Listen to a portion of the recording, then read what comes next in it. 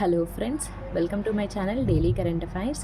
ఈరోజు మనం 7th April 2025 యొక్క కరెంట్ అఫైర్స్ చూద్దాం. ఫస్ట్ మనకి తెలంగాణ గురించి అంశం.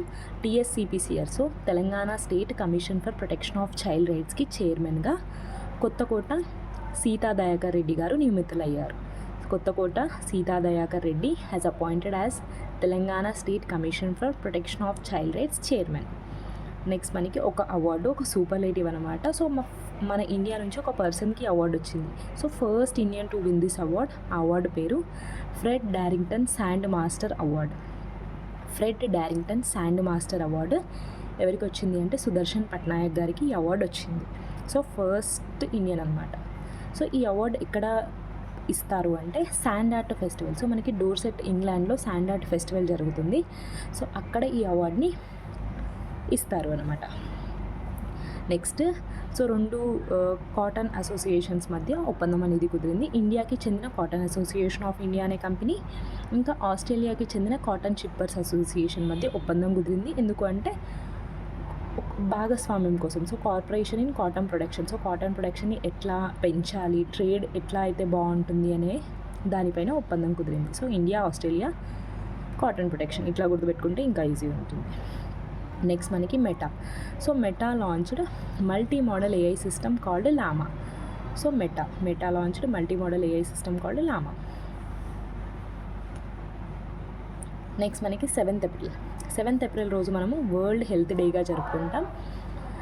ఈసారి థీమ్ కనుక చూసుకున్నట్టయితే హెల్తీ బిగినింగ్స్ హోప్ఫుల్ ఫ్యూచర్స్ అనమాట. హెల్తీ బిగినింగ్స్ హోప్ఫుల్ ఫ్యూచర్స్ ఈసారి వరల్డ్ హెల్త్ డే యొక్క థీమ్ అనమాట.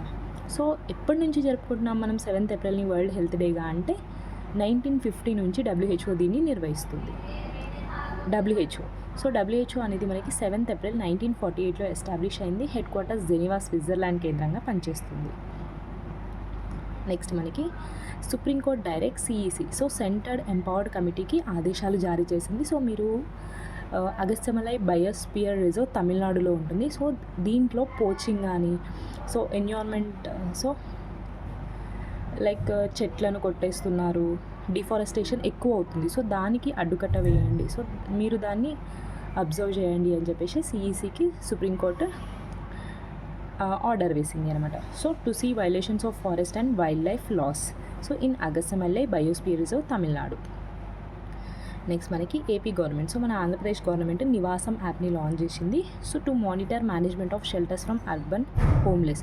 సో అర్బన్ ఏరియాస్లో మెట్రోపాలిటన్ సిటీస్ ఉంటాయి కదా, సో అందులో ఎవరికైతే ఇల్లు లేవో సో వాళ్ళని మానిటర్ చేయడానికి ఈ నివాసం యాప్ అనేది ఏపీ గవర్నమెంట్ లాంచ్ చేసింది. నెక్స్ట్ మనకి సో గడిచిన ఫైనాన్షియల్ ఇయర్, సో 24-25 ఫైనాన్షియల్ ఇయర్లో తమిళనాడు 9.69% రియల్ ఎకనామిక్ గ్రోత్ రేట్ని అచీవ్ చేసింది. So Tamil Nadu achieve real economic growth rate of 9.69% అనమాట. నెక్స్ట్ మనకి ఇండియన్ రైల్వేస్. సో గడిచిన సో ఒక డికేడ్లో ఇండియన్ రైల్వేస్ ఒక రెవెన్యూ ఎట్లా ఇంక్రీజ్ అయిందనేది కొన్ని గణాంకాలు అనమాట. సో 2013-14లో 93,468 crores రెవెన్యూ వచ్చేది ఇండియన్ రైల్వేస్కి.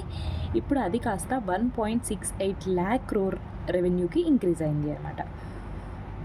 నెక్స్ట్ మనకి CSIRకి చెందిన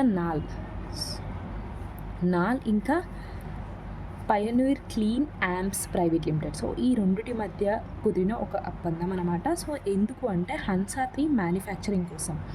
so for manufacturing of Hansa 3, so ఇంటీజియస్గా అనమాట, సో మన సొంతంగా స్వదేశంగా తయారు చేయడానికి హన్సా 3 ఒప్పందం అనేది నాల్కి ఇంకా పయనీర్ క్లీన్ యాంప్స్ మధ్య ఒప్పందం కుదిరింది. నెక్స్ట్ మనకి రాజరాజ చోళులు. సో మనకి రాజరాజ చోళులు ఉంటారు కదా, సో మనకి ఇండియన్ హిస్టరీ. సో అందులో రాజరాజ చోళుని యొక్క శాసనం అనమాట ఎక్కడ బయటపడింది అంటే తమిళనాడు మదురై డిస్టిక్లో, అక్కడ మేలవలపు సోమగిరి కొండపైన ఇది బయటపడింది. రాజరాజ చోళుని శాసనం అనమాట. సో ఇన్స్క్రిప్షన్ అనమాట. సో రాజరాజ చోళా చేరియా పాండ్య. తమిళనాడు అంటేనే మనకి 3 రాజ్యాలు గుర్తొస్తాయి కదా, అందులో చోళులకు సంబంధించింది. అందులో కూడా రాజరాజ చోళుని శాసనం అనమాట తమిళనాడు మదురై డిస్టిక్లోని మేకవలపు కొండపైన లభ్యమైంది ఇన్స్క్రిప్షన్. నెక్స్ట్ మనకి 11th environmental ministers meeting of BRICS. So Brazil, Russia, India, China, South Africa. So BRICS అంటే అబ్రివేషన్. సో హెల్డ్ అట్ ఎక్కడ జరిగింది అంటే బ్రెజిల్. సో బ్రెజిల్లో జరిగింది 11th environmental ministers meeting of BRICS బ్రెజిల్లో జరిగింది. సో ఇండియా ఏం ప్రపోజ్ చేసింది? సో ఇండియా కూడా మెంబరే కదా బ్రిక్స్లో. సో ఇండియా వేరే దేశాల ముందు ఒక ప్రపోజల్ని ఉంచింది అంటే బాకు టు బాలెం రోడ్ మ్యాప్ని ప్రపోజల్గా పెట్టింది అనమాట. So Baku to Belem road map. దాంతోపాటు ఒక టార్గెట్ని కూడా నిశ్చయించింది. 2035 కల్లా 1.3 ట్రిలియన్ ఎన్విరాన్మెంటల్ మెజర్స్ని తీసుకోవాలి. సో మనకి నెట్ జీరోని అచీవ్ చేయాలి కదా. సో నెట్ జీరోని అచీవ్ చేయాలి అంటే 2035 నాటికి ప్రతి ఇయర్ కూడా 1.3 ట్రిలియన్ ఎన్విరాన్మెంటల్ మెజర్స్ తీసుకోవాలి. లైక్ ప్లాస్టిక్ తగ్గించడం కానీ, సో చెట్లను నరికేయకుండా, సో అలాంటి మెజర్స్ అనేవి తీసుకోవాలి అని చెప్పేసి టార్గెట్గా పెట్టుకుంది అనమాట. సో ఈ ఎన్విరాన్మెంటల్ మినిస్టర్స్ మీటింగ్లో సో 11th ఎడిషన్ బ్రెజిల్లో జరిగింది. నెక్స్ట్ మనకి UNHRC. So United Nations Human Rights Council. So మానవ హక్కుల ఉంటుంది కదా. సో ఇది ఏం చేసిందంటే for the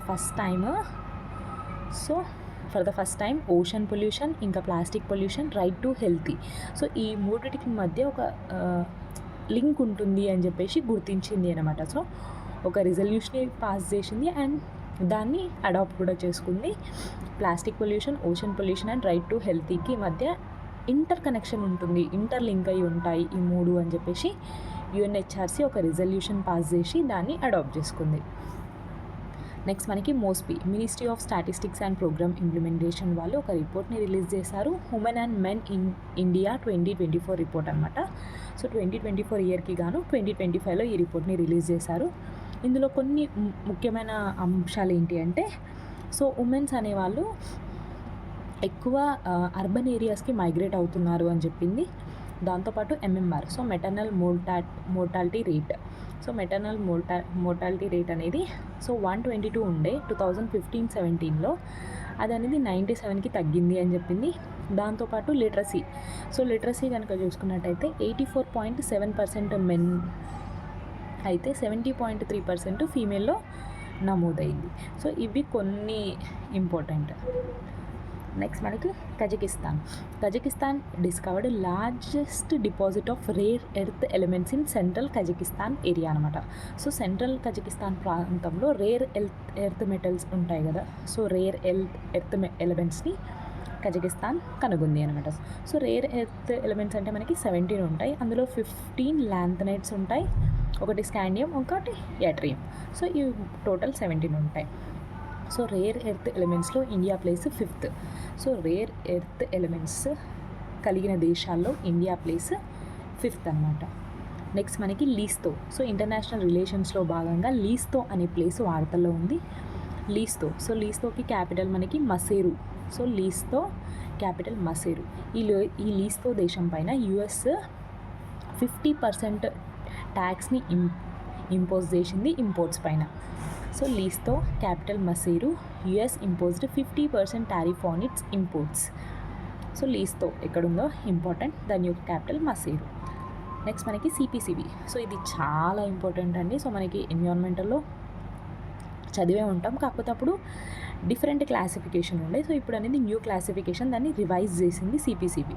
so central pollution control board revises classification of industries. So టోటల్గా ఎన్ని ఇండస్ట్రీస్ని క్లాసిఫై చేసింది అంటే 419 ఇండస్ట్రీస్ని క్లాసిఫై చేసింది. ఎలా అంటే CPCB. So first 125 red. So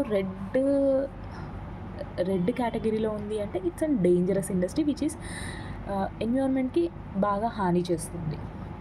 next మనకి 137 ఇండస్ట్రీస్ ఆరెంజ్ కేటగిరీలో ఉన్నాయి, 94 green, 54 white, blue 9. So blue, green, white అనేవి నాట్ మచ్ హార్మ్ఫుల్, గుడ్ అని చెప్పుకోవచ్చు. సో రెడ్ అనేది డేంజరస్, ఆరెంజ్ అనేది కొంచెం బెటర్, ఈ కింది 3 అనేవి బెటర్ అనమాట. సో టోటల్గా 419 industries, 125 red, 137 orange, 94 green, 54 white, blue 9 అనమాట. నెక్స్ట్ మనకి దాంతోపాటు ఇది ఏ బేసిస్ పైన దీన్ని అంటే ఈ క్లాసిఫికేషన్ని రివైజ్ చేసింది అంటే 2016 పొల్యూషన్ ఇండెక్స్ ఉంటుంది కదా, సో దాన్ని బేస్ చేసుకొని సిపిసిబి ఈ క్లాసిఫికేషన్ అనేది రివైజ్ చేసింది. దాంతోపాటు కంప్రెస్డ్ బయోగ్యాస్ ప్లాంట్స్ ఉంటాయి కదా, సో వాటిని మాత్రం రెడ్ కేటగిరీలోనే ఉంచింది. సో కంప్రెస్డ్ బయోగ్యాస్ ప్లాంట్స్ అనేవి రెడ్ కేటగిరీలోనే ఉంచింది. సో సిపిసిబి క్లాసిఫికేషన్ అనేది చాలా ఇంపార్టెంట్. ఓవరాల్ నంబర్ ఇంపార్టెంట్, మనకి క్లాసిఫికేషన్ కూడా అడగొచ్చు ఎకానమీలో. సో ఎకానమీ పేపర్ ఎప్పుడైనా టఫ్ వస్తుంది కదా, సో మనం గ్రూప్ 2 గ్రూప్ 3 కూడా చూసాము. సో ఎక్కువ ఫోకస్ చేసుకుందాం. సో ఇది ఫ్రెండ్స్ 7th ఏప్రిల్ 2025 యొక్క కరెంట్ అఫైర్స్ వీడియో నచ్చుతుంది అనుకుంటున్నాను. Thank you so much.